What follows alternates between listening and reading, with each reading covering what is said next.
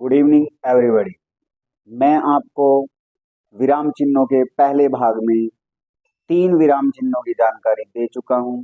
उसी के दूसरे पार्ट में मैं लेकर के आया हूं आपके सामने उपविराम, जो एक सेमी कोलन की तरह चिन्ह इसका होता है। इसे हम कहाँ प्रयोग करते हैं, इसके बारे में ये जानकारी इस पार्ट में मैं आपको दे रहा हूं। जहां हम कोई निबंध लिखते हैं या कोई अनुच्छेद अर्थात कोई पैराग्राफ दिया जाता है वहां पर, या फिर किसी कविता का शीर्षक आदि लिखने के बीच में हम इसका प्रयोग करते हैं। उदाहरण के रूप में मैंने 2 उदाहरण आपके सामने लिखे हैं। जैसे दहेज एक सामाजिक कलंक है। दहेज क्या है? एक सामाजिक कलंक। और इनका शीर्षक जो है एक सामाजिक कलंक, क्या? दहेज। तो दहेज के बाद मैंने जो चिन्ह का प्रयोग किया वो आपका उपविराम चिन्ह है। अधिकतर इसका अब उपयोग करना छोड़ दिए हैं, लेकिन अगर हम इसका उपयोग करते हैं तो आपकी भाषा में स्पष्टता और शुद्धता आती है। दूसरा आपका चिन्ह है प्रश्नवाचक चिन्ह। इसका प्रयोग प्रश्नवाचक शब्दों को या फिर प्रश्नवाचक भाव वाले वाक्यों को पूरा होने पर आप किया जाता है। जैसे आप यहां कब से खड़े हैं? आप यहां कब से खड़े हैं? तो यहां पर कब प्रश्नवाचक शब्द इस वाक्य के बीच में आया, तब ये वाक्य आपका प्रश्नवाचक वाक्य कहलाया। और इसे निर्धारित करने के लिए, दिखाने के लिए आपने इसके बाद में प्रश्नवाचक चिन्ह लगाया। फिर हमारा आता है उद्धरण चिन्ह। उद्धरण चिन्ह किसी शब्द या वाक्यांश को विशेष दर्शाने के लिए जब आप प्रयोग करते हैं वो आपका एकहरा उद्धरण चिन्ह कहलाता है। विशेष दर्शाने का अर्थ ये है कि आप उस शब्द को विशेष दर्शाने के लिए लिखते हैं। जैसे यहां पर मैंने लिखा लगान। आमिर खान की प्रसिद्ध फिल्म लगान थी। प्रेमचंद जी का प्रसिद्ध उपन्यास गोदान है। तो इस प्रकार से जब हम किसी शब्द या वाक्यांश को विशेष दर्शाने के लिए उसके अंतर्गत जो ये चिन्ह लगाते हैं, इस प्रकार से ये एकहरा उद्धरण चिन्ह होता है। गणित के 6 और 9 की तरह इनका आकार होता है।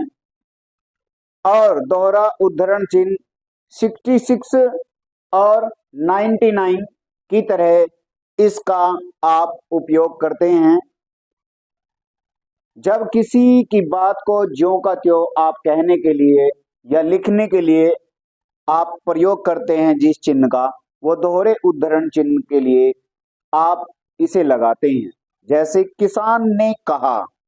किसान ने कहा, ईश्वर ने चाहा तो इस वर्ष फसल अच्छी होगी।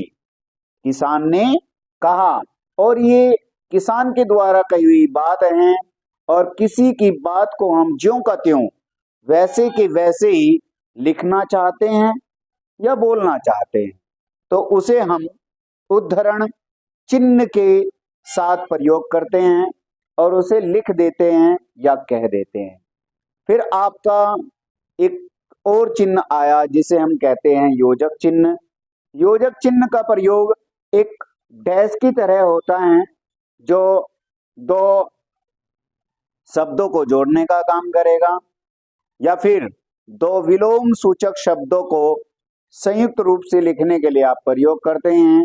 या किसी भी बात को पुनरुक्त का मतलब होता है फिर से कही गई जो बात होती है उसे पुनरुक्त कहेंगे।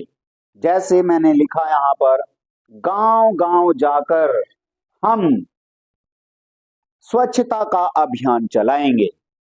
तो यहां पर गांव गांव जो शब्द हैं उन दोनों के बीच में हमने ये योजक चिन्ह लगाया, गांव गांव, जिसे मैंने पुनरुक्त शब्द के रूप में प्रयोग किया।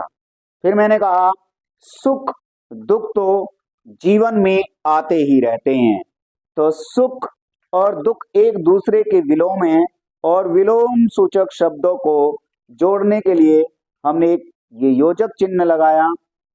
फिर शब्द युग्म शब्दों का एक जोड़ा होता है, जैसे माता पिता, गुरु शिष्य, चाचा भतीजा।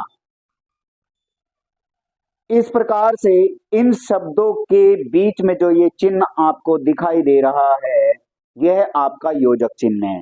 और इसमें एक मुख्य बात जो मैंने विशेष रूप से लिखी है, सा, से, सी या के समान या के अर्थ में आप इसका भी प्रयोग करते हैं।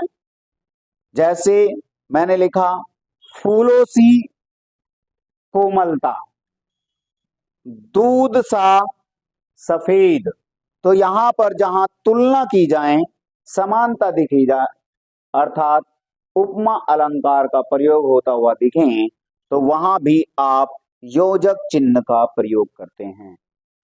आज की वीडियो में इतना ही। नेक्स्ट वीडियो में मैं आपको इससे अगले विराम चिन्हों को प्रयोग करते हुए आपको बताऊंगा, समझाऊंगा। धन्यवाद।